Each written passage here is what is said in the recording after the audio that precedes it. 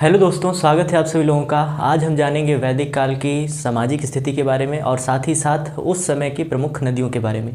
तो आइए बिना किसी देर के स्टार्ट करते हैं। तो सबसे पहले देखते हैं कि वैदिक काल की नदियाँ, कि वैदिक काल में कौन कौन सी नदियाँ प्रमुख थी और उन नदियों को उस समय किस नाम से जाना जाता था। तो सबसे पहले नंबर पर आती है सिंधु नदी। सिंधु नदी को अब भी सिंधु कहा जाता है और पहले भी सिंधु नदी ही कहा जाता है, और वैदिक काल में सर्वाधिक चर्चा सिंधु नदी की ही की गई है। फिर दूसरे नंबर पर आता है वितस्तता। वितस्तता नदी है जिसका वर्तमान में नाम झेलम है। उसके बाद तीसरे नंबर पर आती है अस्कनी। अस्कनी जिसका वर्तमान में नाम है चिनाव। चिनाव नदी को उस समय अस्कनी कहा जाता था। परुष्णी नदी, इसकी चर्चा अगले दिन भी की गई थी कि परुष्णी नदी को रावी नदी के नाम से जाना जाता है। फिर आती है शत्रुदी। शत्रुदी को हम सतलज के नाम से जानते हैं। फिर आती है विपासा। विपासा को हम व्यास नदी के नाम से जानते हैं। फिर आती है सदानीरा जिसको हम लोग गंडक नदी के नाम से जानते हैं। तो आई होप आपको समझ में आया होगा। इधर जो लिस्ट दी गई है नदियों की, ये प्राचीन नाम है और ये सारे जो नाम है वो आधुनिक नाम है। सिंधु नदी एकमात्र ऐसी नदी है जिसका पहले भी नाम सिंधु था। मतलब ऐसा नहीं केवल ये, यहाँ पर जो लिस्ट में केवल सिंधु नदी ऐसी नदी है जिसका पहले भी नाम सिंधु था, अब भी नाम सिंधु है। ऐसे तो बहुत सारी नदियाँ जिनके नाम में परिवर्तन नहीं हुआ है। गंगा नदी को पहले भी गंगा कहा जाता था, अब भी गंगा ही कहा जाता है। तो एक बार फिर देखते हैं। सिंधु नदी को सिंधु कहा जाता है, झेलम को वितस्ता कहा जाता था, चिनाव को अस्किनी कहा जाता था, रावी को परुष्णी नदी कहा जाता था, सतलज को सत्तुदी कहा जाता था, व्यास को विपासा और गंडक यानी सदानीरा के नाम से जानी जाती थी। सदानीरा का मतलब ऐसी नदी जिसमें सदा का मतलब हमेशा, नीर का मतलब जल बहता हो, वो नदी कभी भी सूखती ना हो, इसलिए इसका नाम है सदानीरा। ठीक, आई होप आपको नदियों के बारे में जानकारी हो गई होगी। तो आपका ये काम है कि आप इन सभी नदियों को याद करें। आगे आते हैं वैदिक काल के देवता। अब हमें समझना है कि वैदिक काल में कौन कौन से देव प्रसिद्ध थे, वहाँ के जो लोग थे किस देवता की पूजा अधिक करते थे और वो किस देव को मानते थे और किस कारण से मानते थे। तो इसमें जो सबसे पहले आते हैं वो इंद्र आते हैं। वैदिक काल में इंद्र की चर्चा 250 बार की गई है। ठीक, यानी कम से कम 250 बार इंद्र का उल्लेख किया गया है। लोग उस समय, वैदिक काल के लोग अधिकांशतः इंद्र की पूजा करते थे, क्योंकि जो इंद्र है उन्हें वर्षा के देवता माना जाता है, कि जो बारिश वगैरह होती है वो इंद्र कराते हैं।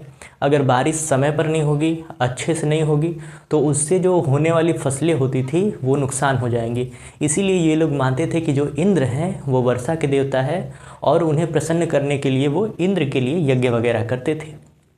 दूसरे नंबर पर प्रसिद्ध जो है वो है अग्नि, कि वहाँ के वैदिक काल के समय में लोग अग्नि को बहुत पवित्र मानते थे। जितने भी अनुष्ठान होते थे, शादी वगैरह होती थी, अब भी जानते हैं कि जब भी शादी होती है वो अग्नि की परिक्रमा करते हुए की जाती है। क्यों? क्योंकि अग्नि को सबसे पवित्र माना जाता है और उन्हें साक्षी माना जाता है कि वो हमारी ये जो विवाह है उसके साक्षी हैं। ये प्रकृति हमारी साक्षी बन जाएगी। तो अग्निदेव को बहुत शुद्ध माना जाता है, इसीलिए जो अग्निदेव है उनकी पूजा की गई और इनका भी वर्णन 200 बार आता है। ठीक, इनका वर्णन लगभग 200 बार किया गया है। फिर आगे आते हैं वरुण देव। वरुण देव जो है उनको वायु का देवता माना जाता है, कि जो ये हवाएं चलती हैं वो वरुण देव की देन है, इसलिए लोग वरुण देव की पूजा करते थे। फिर सोम है, क्योंकि उस समय जो लोग थे वो दो चीज़ों पर आश्रित होते थे। एक तो पहली बात है कि उनके रहने के लिए सुविधा होनी चाहिए। तो पहली चीज़ कि वो भूमि उनके लिए बहुत आवश्यक थी, नदी बहुत आवश्यक थी और साथ ही साथ वन भी उनके लिए बहुत आवश्यक थे। क्योंकि जो उपयोग की चीज़ें होती थी वो अधिकांशतः कहाँ से प्राप्त होती थी, वो हमें वन से मिलेंगी। क्योंकि औषधियाँ वगैरह वो लोग वन से प्राप्त करते थे, फल वगैरह वो लोग वन से लाते थे, लकड़ियाँ वगैरह वन से लाते थे। तो वन से उनको बहुत सारे लाभ होते थे, इसलिए वो वन को भी अपने सामाजिक जीवन का एक महत्वपूर्ण अंग मानते थे, वन की रक्षा वगैरह करते थे। तो वो मानते थे कि वन की जो रक्षा करते हैं वो सोमदेव करते हैं, इसलिए सोमदेव की भी पूजा करते थे। आगे आते हैं मारुत। मारुत को कहा जाता है तूफान के देवता, कि जो तूफान वगैरह आता है वो मारुत की देन है, इसीलिए वो मारुत की पूजा करते थे। अगले स्तर पर अगले जो देव हैं वो है रुद्र। रुद्र जो है इन्हें क्रोध के देवता या पशुओं के देवता माना जाता था, जिसे हम लोग साधारण तौर पर आमतौर पर शिव के नाम से जानते हैं। कि जो शिव जी हैं वो क्या है कि रुद्र रूप वो धारण करते हैं, अर्थात क्रोधित हो जाते हैं। तो जो क्रोध के देव हैं और साथ ही साथ हम उन्हें, उनके बहुत सारे नाम हैं, पशुपतिनाथ, कि पशुओं के जो देव हैं, तो ये लोग इनकी भी पूजा करते थे। जिन्हें हम आज शिव कहते हैं उन्हें ये लोग पहले रुद्र कहते थे। फिर उस समय ये लोग पूजा करते थे विष्णु की। विष्णु को ये सृजनकर्ता और पालनहार के रूप में मानते थे और उनकी आराधना करते थे। तो आई होप जितने भी यहाँ पर देव लिखे गए हैं वो लोग किस कारण के वजह से ये लोग पूजा करते थे ये आपको समझ में आ गया होगा। अब आगे बढ़ते हैं।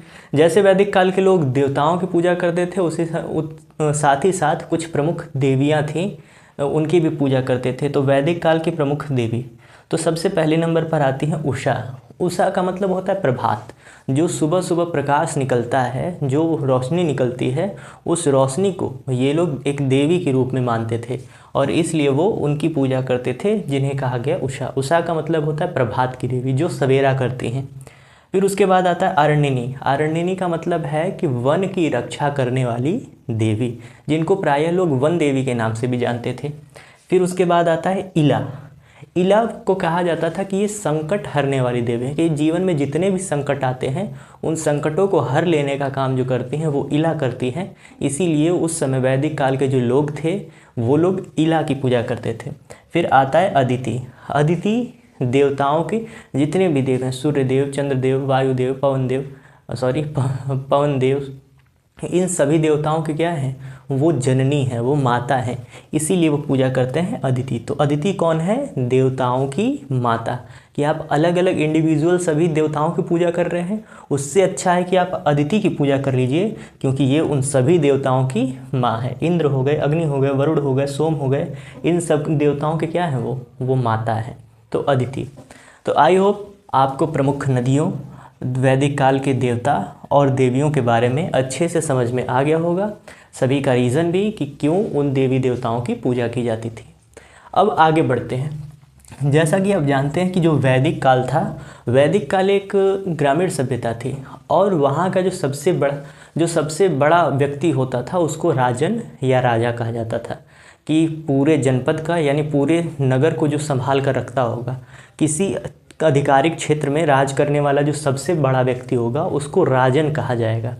अब राजन कैसे बनता था, तो सबसे पहले ग्रामीण सभ्यता बस्ती कैसे थी कि छोटे छोटे गांव होते थे। छोटे छोटे ये गांव है, ये एक छोटा गांव है, ये एक छोटा गांव है। तो हर एक गांव का एक मुखिया होता था जिसको ग्रामिक कहा जाता था। जैसे इस समय वर्तमान स्थिति में देखा जाए तो हर गांव का एक मुखिया होता है जिसे हम प्रधान कहते हैं। उसी तरह पहले गांव को ग्राम कहा जाता था और उसका जो मुखिया होता था उसको कहा जाता था ग्रामिक। तो ऐसे ही 3-4 गाँवों को मिला करके, ठीक, 3-4 गाँवों को मिला करके 3-4 गाँवों पर एक ही व्यक्ति शासन करता था, तो उस व्यक्ति को कहा जाता था राजन।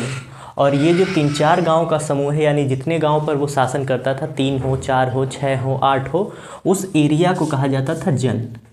तो जन पर राज करने वाला व्यक्ति राजन कहलाता था, या जिसे लोग राजा के नाम से जानते थे।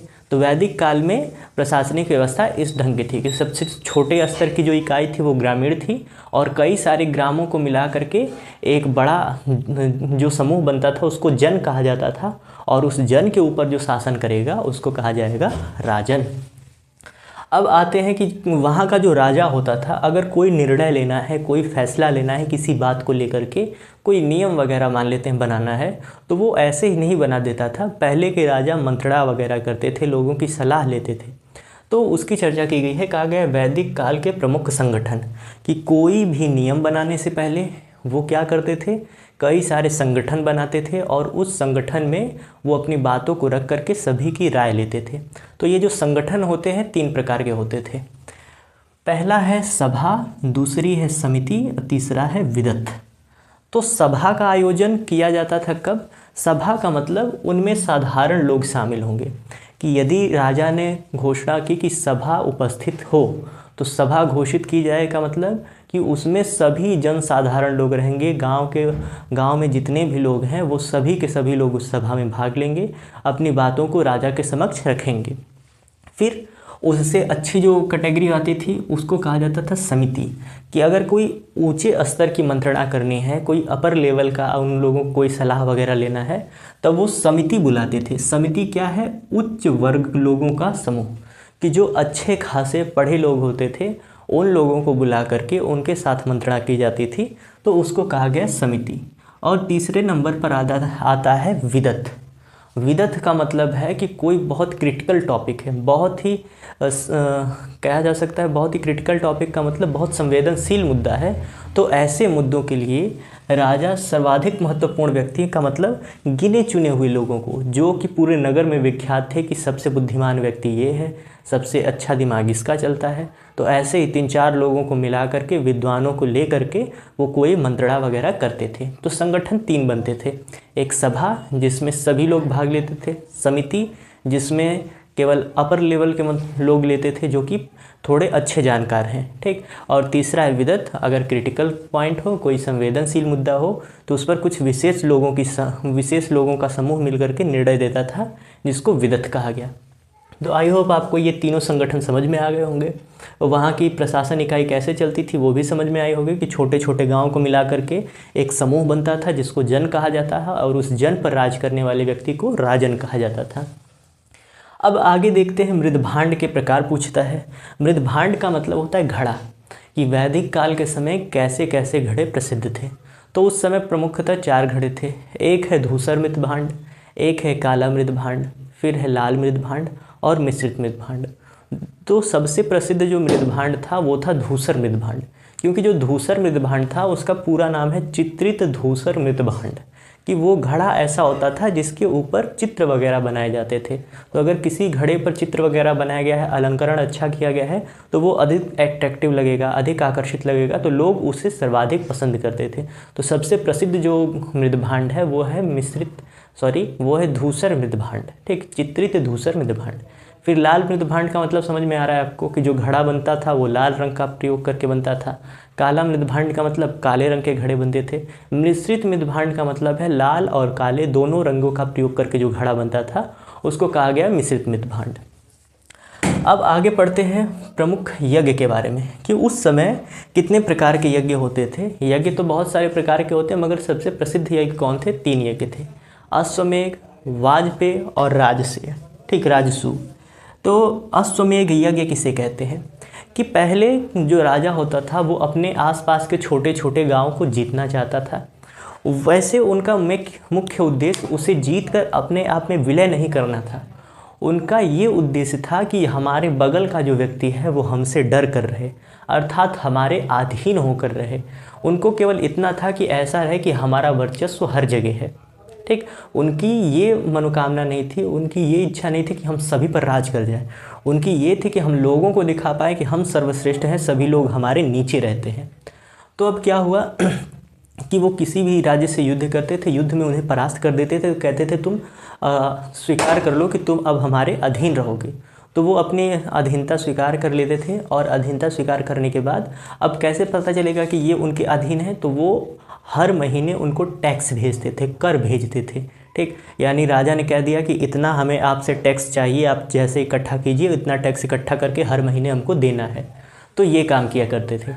तो अब कई सारे छोटे छोटे इकाइयाँ थे, क्योंकि जन का मतलब उतना भी बड़ा नहीं था, 4-5 गाँव का समूह था, 3-4 गाँव का समूह था। तो ऐसे ऐसे समूह बने थे, तो छोटी छोटी इकाइयाँ थी, युद्ध करने में बहुत अधिक टाइम लगेगा।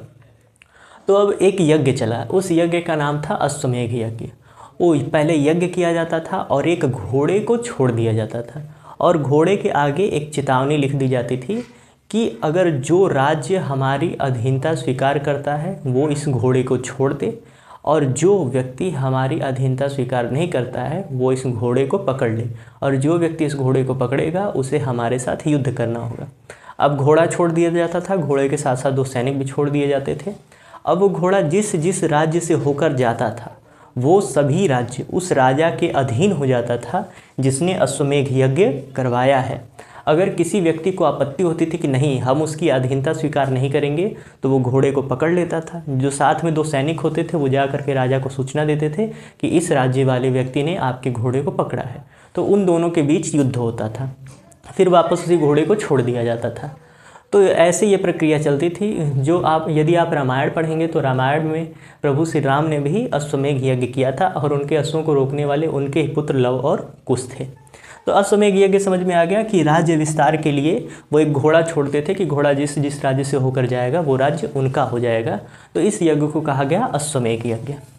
दूसरा है वाजपेयी यज्ञ। वाजपेयी यज्ञ में क्या करता है कि राजा अपनी शक्ति का प्रदर्शन करता है, अर्थात उस यज्ञ जब होता है, जैसे आप देखते हैं कि 26 जनवरी या 15 अगस्त बनता है, मनाया जाता है, तो हम लोग क्या करते हैं, हमारी जितनी मिसाइलें हैं, जितने बड़े बड़े हमारे वायुयान हैं, उन हमारी जो सेना है उन सब का प्रदर्शन करते हैं, दिखाते हैं कि हमारे पास ये अस्त्र हैं।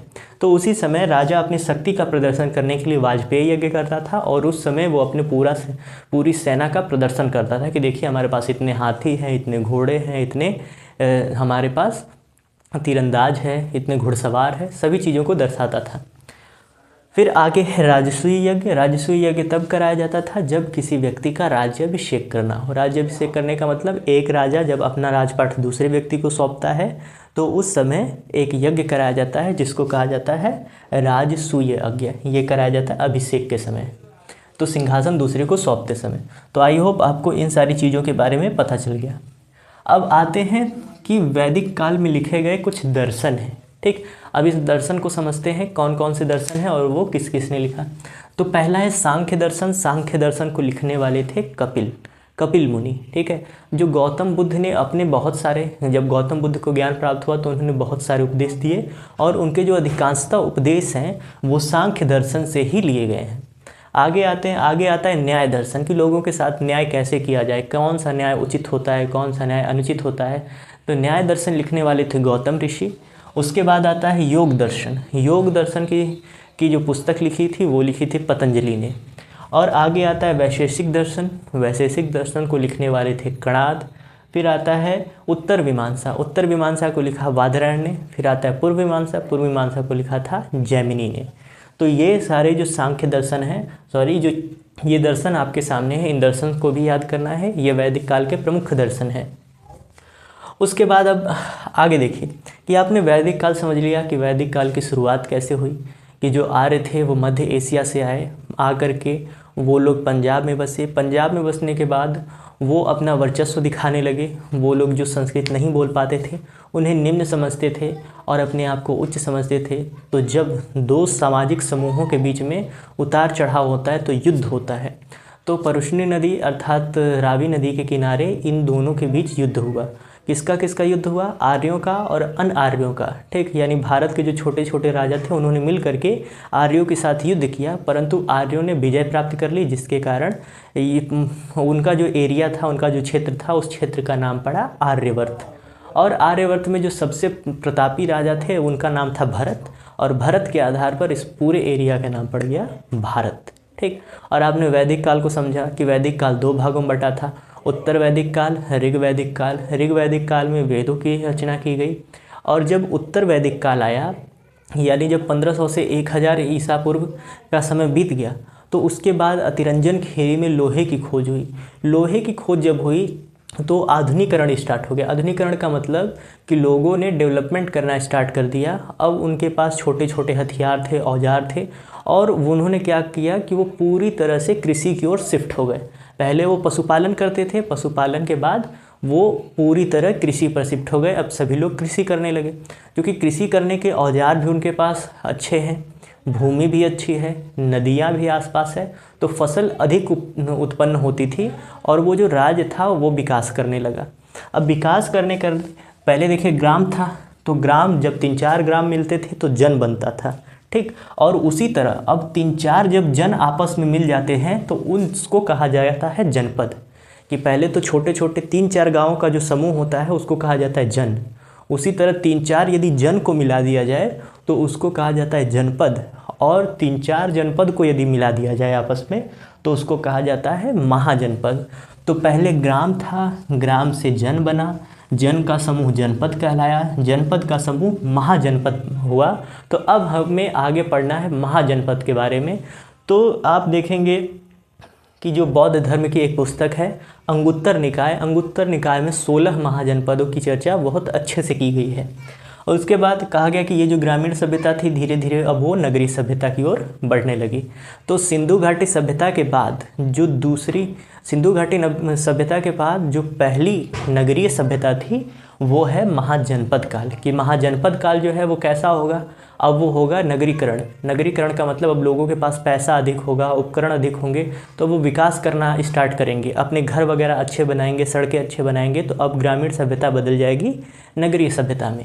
तो कहा गया कि जैसे ही उन लोगों के पास लोहा मिला अतिरंजन खेरी में, तो जो उत्तर वैदिक काल है, उत्तर वैदिक काल के लोग कृषि करना प्रारंभ कर दिया, जिससे उनके पास जो अनाज यानी भंडारण की जो स्थिति है वो अधिक बढ़ गई, पैसा वगैरह अधिक आने लगा। तो अब धीरे धीरे नगरीकरण होने लगा। जो जन थे, जन का आकार बढ़कर जनपद हो गया, और वही जनपद आगे जा कर के महाजनपदों का रूप ले लिया। तो जब महाजनपद बन जाता है वहीं पर वैदिक काल समाप्त हो जाता है।